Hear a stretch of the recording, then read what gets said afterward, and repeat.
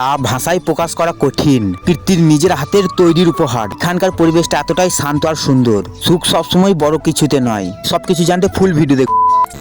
Radhe Radhe, welcome to my new vlog video. আজকের দিনটা সত্যি অন্যরকম। কীর্তির মাঝে দাঁড়িয়ে যেন একটু সময়টা ধীরে চলছে। চারপাশে সবুজ গাছপালা, হালকা বাতাস, মাঝে মাঝে পাখিদের ডাক, সব মিলিয়ে এক অপূর্ব পরিবেশ। আজ আমি গাছ থেকে নিজের হাতে দুটো আম পাড়ছি।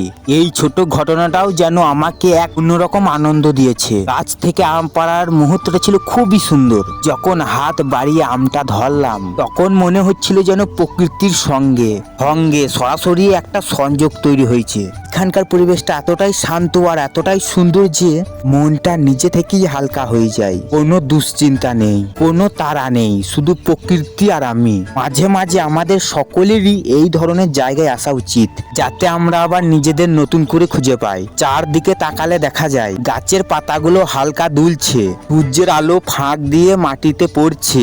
সবকিছু যেন এক সুন্দর চিত্রকর্মের মতো। এই দৃশ্যগুলো শুধু চোখে দেখা যায় না, মনে গেঁথে যায়। আজকের ছোট অভিজ্ঞতা আবার আমাকে মনে করিয়ে দিল, সুখ সব সময় বড় কিছুতে নয়, অনেক সময় খুব ছোট ছোট মুহূর্তে লুকিয়ে থাকে। আমরা যতই আধুনিক হয় না কেন, প্রকৃতির কাছে ফিরে আসার একটা টান সব সময় থেকে যায়।